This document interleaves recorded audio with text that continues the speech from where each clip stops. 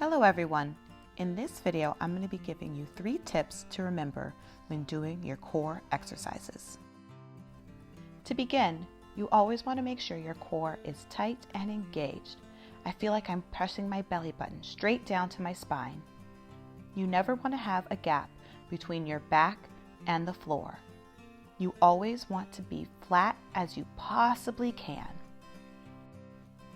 Notice how when I go from loose to engaged, my hips rotate upwards. This allows me to engage my lower abs along with my upper abs.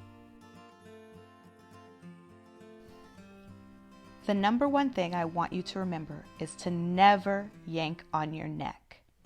That is a big no-no.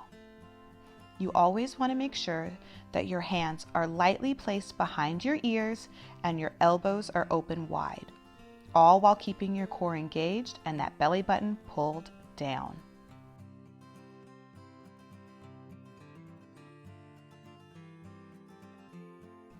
Along with not yanking at your neck, you want to make sure that you aim your chest straight up to the sky.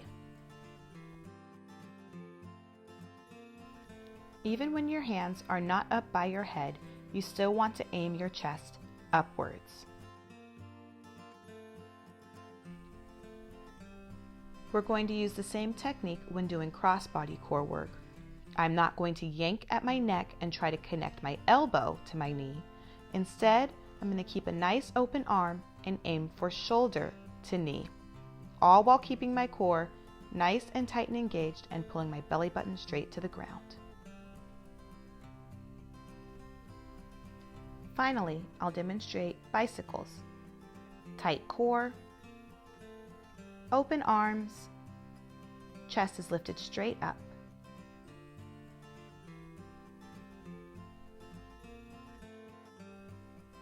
Moving on to our lower body, it is very important to remember to keep a nice 90-degree angle in our hips and in our knees.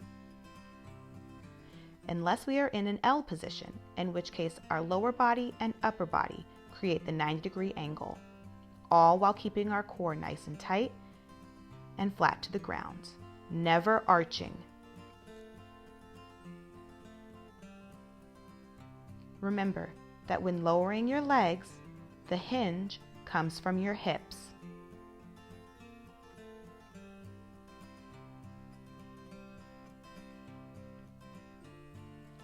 Sometimes it can be difficult to keep your back nice and flat, so I like to place my hands on my stomach so I can feel whether or not my core is tight and I'm flexing as hard as I can.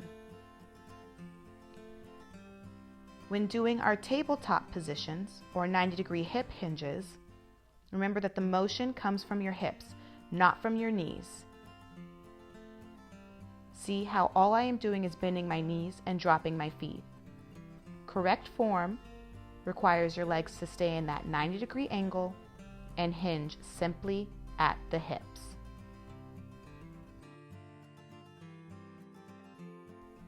I know this was a lot more than just 3 tips, but core work and strength is so important for figure skaters.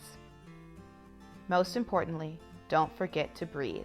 It's okay to take breaks between sets, as we do not want to get ourselves too tired and lose proper posture and technique.